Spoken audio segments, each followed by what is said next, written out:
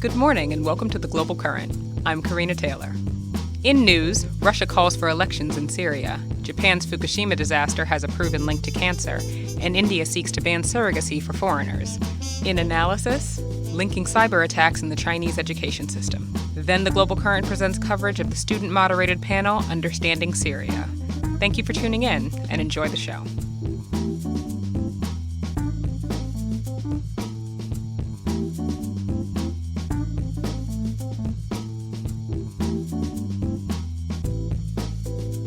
And now, Liam Scollins explains why the Russian government is pushing for elections in Syria. On Saturday, October 24th, Russian Foreign Minister Sergei Lavrov stated that Syria should begin to prepare for national elections, according to an interview with Reuters. Crippled by a stagnating and multi-factional civil war, which has dragged into its fourth year, the Syrian government has appealed to its foreign allies for aid. Russia has provided airstrikes to target rebel groups and Islamic State fighters throughout the country since September 30th. Despite Russia's recent intervention, Syrian President Bashar al-Assad has made it evident that he is ready to negotiate with the rebels. Although Russia and the United States have called for elections and a transitional government, the two nations have not coordinated their military efforts to eliminate terrorist elements within Syria. Lavrov claims that Washington's refusal to coordinate with Russia is a big mistake. Lavrov went on to say that Russia is willing to coordinate with the Free Syrian Army, a loosely organized coalition of Western-backed rebel groups. We are ready to give air support to patriotic opposition as well, including the so-called Free Syrian Army. But we need to get in contact with the people who have the authority to represent certain armed groups that are fighting against terrorism, among other things. Last week, the United States, Turkey, Saudi Arabia, and Russia began diplomatic talks in Vienna to discuss the Syrian conflict. Iran, Syria's strongest ally in the Middle East, attended the meeting at Russia's insistence. The New York Times reports that Syrian rebel groups have voiced their opposition to Iran's attendance of the conference. Furthermore, multiple rebel groups are suspicious of Russia's sincerity in providing air support in their fight against the Islamic State. Despite the fact that Syria is the focus of the Vienna peace talks, neither the Syrian government nor the Syrian rebels are permitted to attend. Many Western countries seek to see President al-Assad completely removed from power and tried as a war criminal. However, Russia has staunchly defended the Syrian government and asserted that an elected Syrian government will reflect the decisions of the Syrian people. The nations at the Vienna meeting are currently drafting a transitional government model. Regardless of the decisions that are made by the Syrian government, the Syrian rebels, and their respective supporters, the Islamic State poses a critical threat to the entire country. This is Liam Scollins for the Global Current. Morgan Mount reports on the first case of cancer linked to the failure of Japan's Fukushima plant. Japan's Ministry of Health announced on Tuesday, October 20th, that a worker involved in the Fukushima disaster cleanup was diagnosed with leukemia. The ministry confirmed the man's leukemia was linked to his work at Fukushima after he filed a workers' compensation claim. The man has remained unnamed in the press. According to the World Nuclear Association, the March 11, 2011 nuclear meltdown, which was caused by a severe earthquake and ensuing tsunami, melted the Fukushima Daiichi reactors within 3 days. During the ensuing cold shutdown condition, over the course of the next 2 weeks, the Tokyo Electric Power Company worked to store millions of gallons of radioactive water. On some 20,000 workers, for whom dosimetry evaluation results were provided by the operator TEPCO, about 170 were exposed to a dose above 100 millisieverts at the end of January 2012, and 6 of them received a dose above 250 millisieverts with a maximum at 680 millisieverts.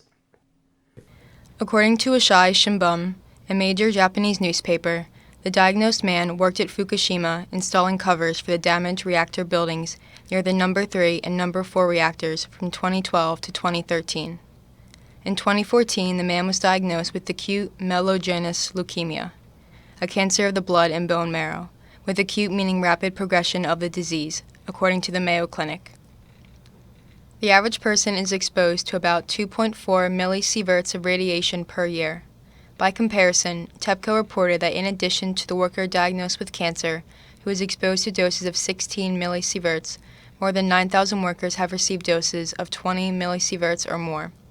Japan's health ministry expects the number of Fukushima-related cancer diagnoses will increase in the future. This is Morgan Mount for the Global Current.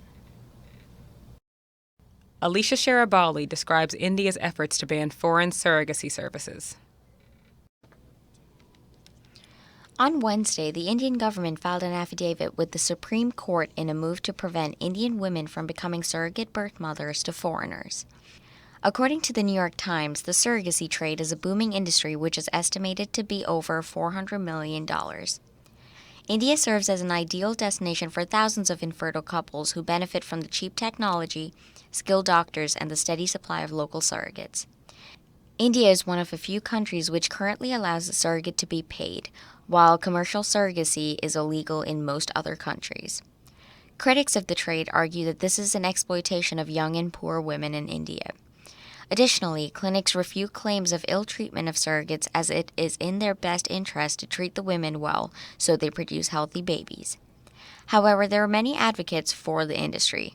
Leading fertility specialist Dr. Nayana Patel stated, quote, "There is no exploitation. It's a voluntary contract between human beings involving an exchange of money. What's wrong with that? It's a dignified earning. Instead of women working as maids, they can be surrogates."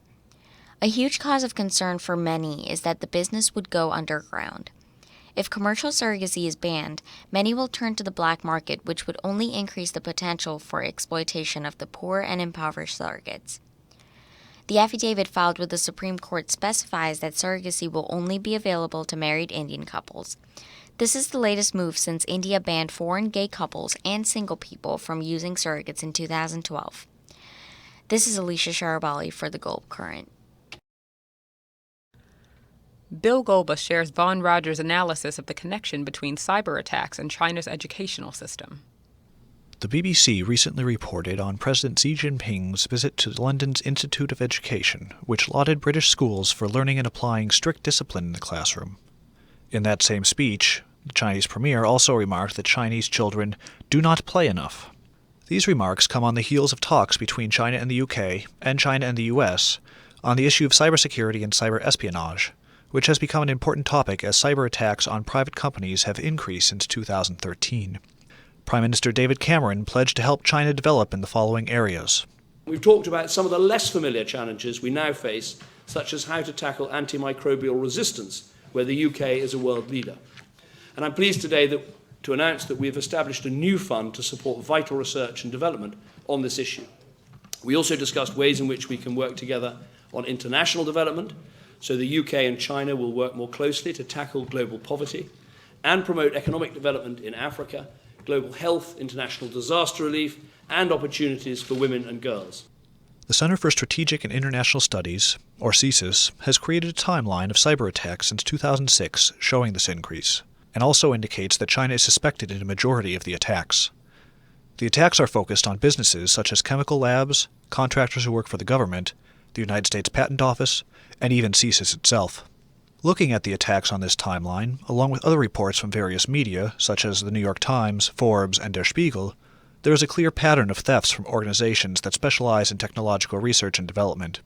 If R&D is what China seeks, then why not just invest those millions into it and get the weapons, computers, and software it wants through domestic development? Years of experience teaching in China reveals that the educational system focuses on information, copying, and recitation, not analysis, critical thinking, or creativity.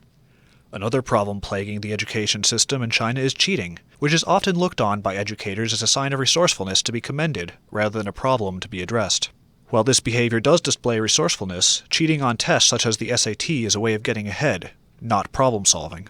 In an article titled China Conundrum, the New York Times speaks to this cheating culture continuing in Western schools, typically universities. When Chinese students enter American universities, they typically bring their habits of cheating on tests with them. In the article, professors describe how they have had to change their way of teaching in order to adapt to this culture shock, such as requiring students to leave their bags at the front of the classroom.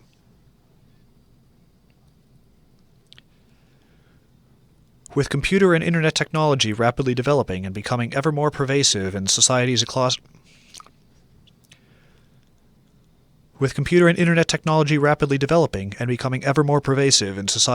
the globe, cyber attacks and thefts of intellectual property are going to continue so that all countries can maintain their national security. At the beginning of the Cold War, weapons of mass destruction entered the world stage in a similar way and caused the powers to vie for technology to ensure their security.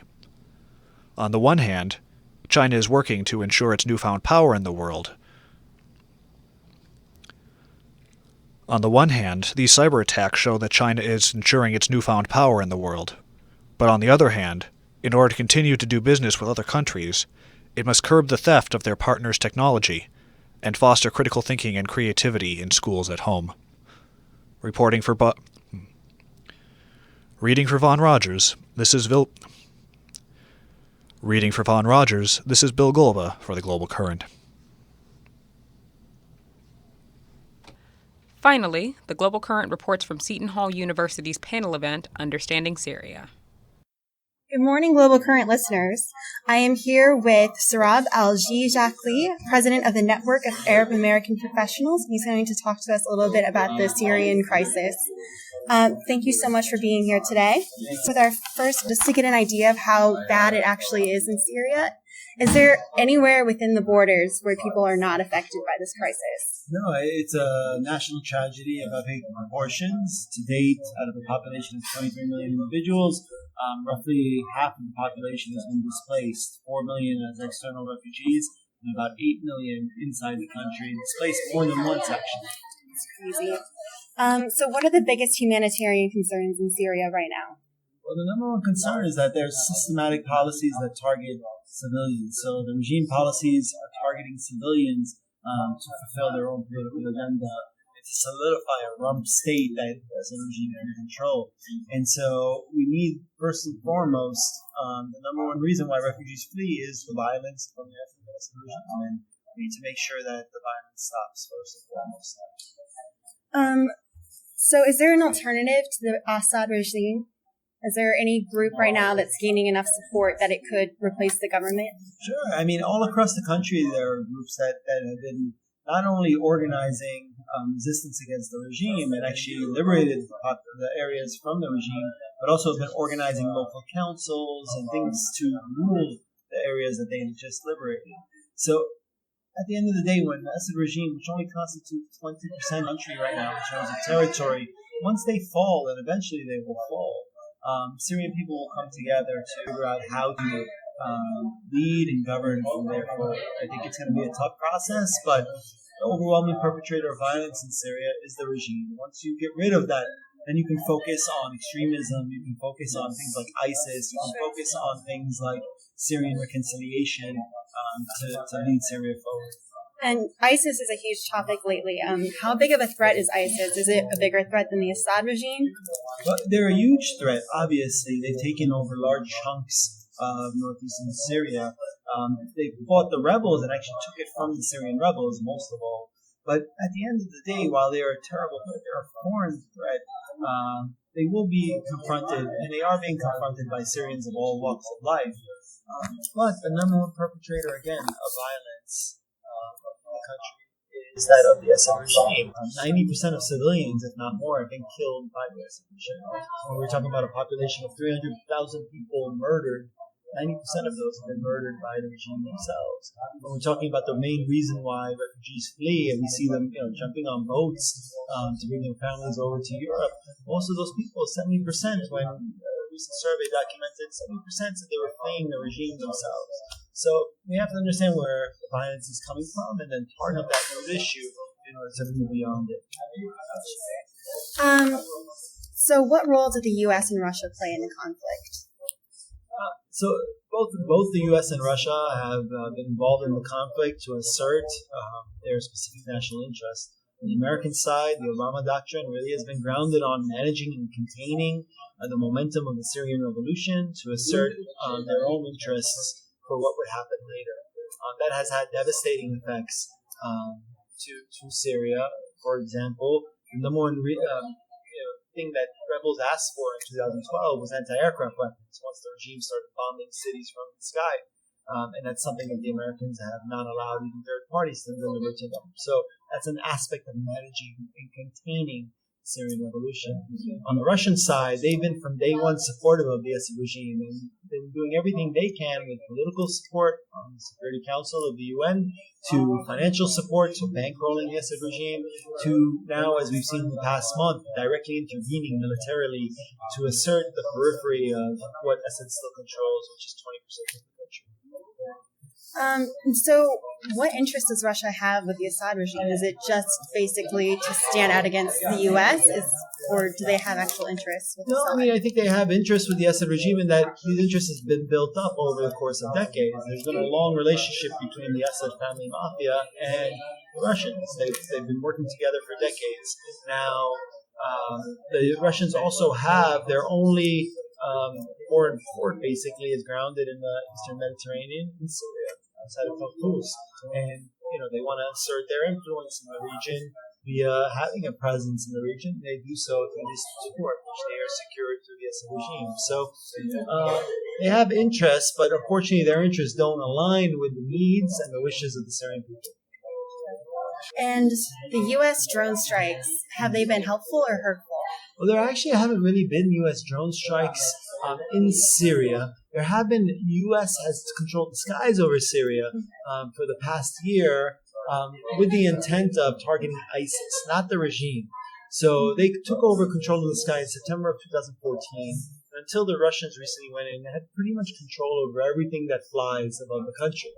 Now the key question to ask is, why during that time did the Americans only focus on ISIS when the number one killer of Syrians were Assad's planes that they allowed to take off and bombard civilians? So there is a disconnect between public discourse of should the Americans help and the reality where the Americans are actually enabling Assad to kill and maim as many civilians as possible. So for people who actually have the chance to leave Syria, what is their main destination right now? I think many people, as we've seen, many people are hearing about the welcoming that Germany is offering, and many people who are arriving in Europe on these rubber boats that we described basically are trying to get to Germany as an end result because of the services, the protections that they would be afforded and provided there. Are the refugee camps nicer there too? Once they get to Germany, yes. I mean, they're basically dealt with in a much more dignified way. They're not thrown in, practically in Hungary we saw basically people being thrown pigsties basically to survive, and we saw in Hungary and places like that their arms being marked with numbers, reminiscent of what we saw 50, 60 years ago in Europe. But in the grand scheme, I think people want to go to Austria and Germany, places like that, and in other countries in Northern Europe, because there's a little bit more dignified manner of treating refugees there. So what could the U.S. have done differently in the past to prevent this from escalating to the point it's gotten to? Well, I think, from day one, I think the United States was undecided in terms of how to deal with the situation. It took them 6 months to call for the downfall or calling for Assad to step down, even though Assad was shooting protesters in the street, detaining activists left and right, committing crimes against humanity. It took 6 months for the Obama administration to put out a statement even condemning that, which is mind-boggling. Now, since the course of that, the United States policy has been focused on containment and management, and that alone has led to portions of this catastrophe because it's enabled Assad. It's ensured that the rebels and the people who are fighting the regime didn't have the appropriate support like the Assad regime was having, and from Russia and Iran and other parties. And it's helped contribute to this catastrophe. The U.S. has a lot of concerns about security, bringing in refugees with regards to ISIS. Are these fears legitimate? I mean, are they rational? No, they're irrational. And usually when you look at who are perpetrating these kind of rumors and talking points, it's either folks who are on the far right, who are using Islamophobia as a cover, racism as a cover, to push their own specific agenda. It's utterly ludicrous that ISIS would invest in a 3-year process to basically embed one of their fighters in a rubber dinghy that may or may not make it to Europe, and so on and so on and so on. It's just silly right-wing rhetoric that unfortunately has also been echoed by people or Democrats, for example, in positions of power, who are trying to, back up Obama's policies that have been very, let's say, unsupportive of refugees arriving here. And how do you feel about media coverage so far of the conflict? Has it been getting enough attention? Has it been getting accurate attention? No, it hasn't been getting accurate attention, and it hasn't been getting focused attention. It's the largest issue that the world is facing. It's the biggest humanitarian catastrophe that the world is facing. And unfortunately, we tend to view it here in America through a false set of binaries that perpetrate a false choice between Assad and ISIS, whereas you're forgetting about the Syrian people in between that, who are fighting and demanding their rights and fighting for their own freedom. So it's been a flawed narrative since day one, but unfortunately it's been aligned with the United States actions in the area that are kind of managed from afar and empower regional interests to kind of assert control. So what are some of the NGOs that are doing the most help right now? Who can we put our money towards? There's a lot of great organizations, U.S.-based organizations doing wonderful work with Syrians. A few are the Karam Foundation, for example, who helps with refugee kids on the Turkish-Syrian border. There's Islamic Relief USA that is doing amazing work. There's the Palestine Children's Relief Fund that is finding ways to bring Syrian kids in need for surgeries, to get those surgeries free with no cost here in America, and so on and so on. So there's a lot of great organizations that are doing what they need to do to really fill the vacuum of powerful nations that haven't been stepping up to the job to support Syria. So how difficult is it to receive refugee status? It's a long process, and there's 4 million plus refugees. The first step for them is to be identified through the United Nations as a potential candidate to be screened and put through the security ringer for the United States. There's actually a backlog of roughly around 19,000 Syrians who have been in this process for the past few years. And to date, unfortunately, less than 2,000 Syrians have been accepted into America. So out of a population of 4 million, the largest, richest country in the world, someone who prides themselves of being the resettlement leaders of the world, have only taken less than 2,000 Syrian refugees. So what are some other countries that you think have the capacity to take in more refugees but aren't doing enough? Well, the United States has the number one capacity to take in refugees. The recommendation from groups like the IRC, the International Rescue Committee, were to allow and accept 100,000 Syrian refugees immediately, and that they had the capacity to do so. So it's a political decision not to allow them in. And unfortunately, it kind of matches and mirrors many of the administration's failed policies on Syria that have continued and enabled more suffering in Syria. Another question. The Assad regime has been using rape as a weapon. How can we prevent this? How can we raise awareness? Well, systematic rape was used to cleanse certain areas of the country from restive populations that were anti-Assad, and they used rape as a way to create a flood of humanity. So one of the big spikes in refugees happened when many of these campaigns were occurring in 2012, 2013, etc. The way to get rid of it is, like anything else, is the number one perpetrator needs to go.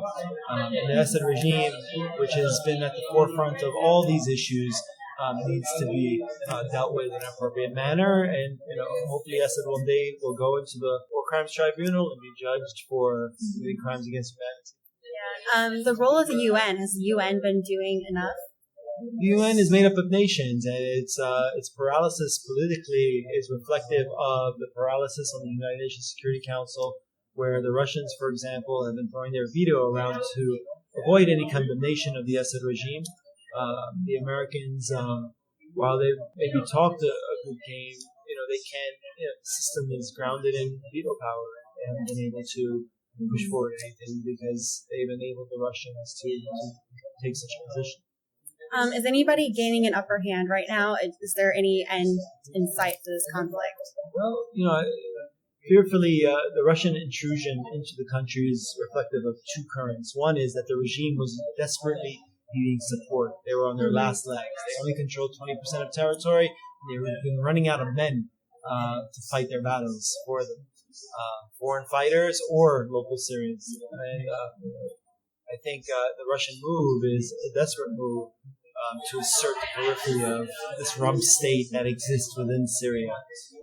We also know from the experience of Russians in other areas, whether it's Afghanistan, Chechnya, that when the Russians intrude and intervene militarily, they use utter brutality and tactics that really target entire populations. So we expect, as we've seen in the last month, massive crimes, abuses. I think there's been at least 12 hospitals targeted. This is typical of what we see from Russian interventions. So once the conflict is over, what are some other effects that we're still going to have to deal with? Well, unfortunately, the way that this is carried out over the past 5 years, we have the total destruction of a nation. And so it takes more than just national reconciliation to bring people together, but we have to rebuild the country from the ground up. And we have to rehabilitate our youth who have been witnessing all this trauma for the past 5 years and for however long this continues. Syrians will come back. There's millions of refugees, but they want to come back and rebuild their country. We just need to make sure, again, the starting point for that is to remove the Assad regime. From there, we can worry about national reconciliation, rebuilding, etc. And so for right now, what can regular U.S. citizens do to help? Sure, there's a few things you can do. I think first and foremost, everybody can give, whether it's $5 or $500, whatever they can to help people in need. So I think Americans can be very generous, and hopefully they reach into their pockets to support a lot of these humanitarian efforts that are currently underfunded. So that's one. Two, many elected officials here are using Islamophobia and xenophobic rhetoric to avoid welcoming more refugees here. And I think we need to put our elected officials in check to make sure that they're not using fear-mongering to avoid supporting Syrian refugees as they arrive here, or to enable the doors to open up at least. And then third, I think just making sure that the topic of Syria, which is one of the most polarizing issues in the world and has lasting implications for decades to come, is discussed and debated thoroughly in America. And we get beyond these false binaries that have been perpetrated over the past 4 years. All right, that was the last question. Thank you so much. Thank you very much. My guest today was Sohrab Al-Jijaqli, President of the Network of Arab American Professionals. Thank you so much. This is Emily Livaday for The Global Current. Thank you for tuning into this week's episode of The Global Current. Follow us on Facebook, Twitter, and YouTube. I'm Karina Taylor. We'll see you next week.